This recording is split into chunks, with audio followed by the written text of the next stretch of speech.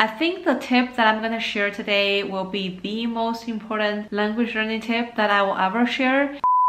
I know you've heard tips like you need to read in the language, you need to watch TV shows in language, listen to music in the language you're learning, or move to Spain to improve your Spanish. There are so many people who are doing all of these, but why is their language skill still here? And that's because they are not actively doing what I'm about to share today. If you adopt this principle, you're gonna get twice the result with only half of the effort. So the principle that I'm gonna introduce today, I'll just call it conscious learning, because that's the core of this tip. We all know people who say how many articles they read every day, or how many books they read per year, or how many TV shows or movies they watch in that language, yet they feel all their effort is in vain. But the core question is, how do they watch the show? How do they read the book? So we all know how important it is to have enough language input, because apparently this is not your native language. You need to have enough input to know how native speakers actually talk. And some people think, so the more language input I have, the better my language abilities will be. But that's not necessarily true if you're not consciously learning what you are reading or what you're watching. For example, if you're only watching a TV show for fun, you're not paying attention to the vocabularies that they're using in the show,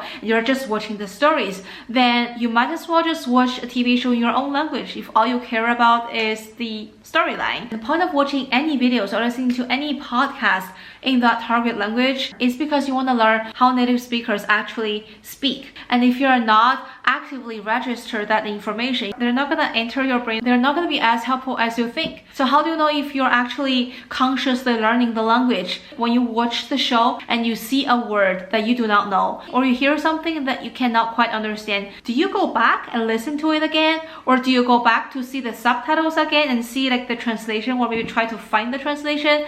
Do you have the curiosity to actually look up that word in the dictionary and see what that word means and why it is used this way in this scenario? This is learning consciously. When you read a book, when you see a phrase, do you just let it go by? Or do you actually think, oh, why did they use send that say instead of send that? And that makes a whole world of difference. If you want to be consciously learning the language, you must be actively thinking, because that's how this piece of information is gonna leave a print in your brain and how it's gonna register there. And so next time when you wanna say something similar, you can pull it out because you remember you've seen something like that. I would highly recommend you get a little notebook and then write down the phrases that you think are good, or just like maybe you read the same book or watch the same show for several times so that you learn better with the scenario. On the other hand, talking about language environment, like a lot of people say, oh, I'm gonna travel to that country or move to the country. Do you actually pay attention to how they talk? Do you try to imitate them as well? For example, before I went to the States, I didn't know when people order coffee, they would use a question. Can I have a tall vanilla latte with soy milk or whatever? But then on the other hand, when I come to Spain, I realized, oh, people do not use a question to order things. I've heard so many English speakers when they come to Spain, when they order something like,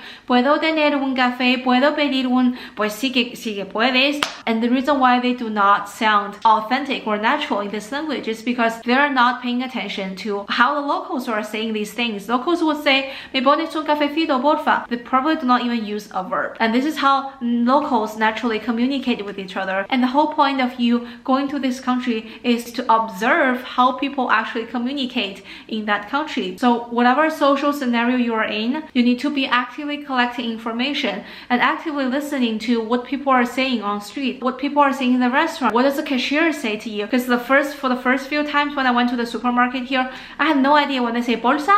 I was like, what? And then later I know, oh, they ask you, do you want a bag? And these are things that make the difference for you to move to the country to learn the language, because then you know in this scenario how people normally communicate. But that means that you cannot be lazy and you cannot lie to yourself. You need to actually ask yourself, am I paying attention to the language? Am I learning something from their conversation? And when it comes to quantity, especially before you've built a solid language foundation, I think it's more important that you watch the same show for several times or read the same book for several times, then watch different shows and read different books for just one time, because the information repeats itself so many times and you are paying attention to that information. And that's how you learn, because focusing on something and actively taking in that information is gonna make a big difference than just passively receiving the information. So that's it for today's late night talk about language learning. I'll see you in the next one.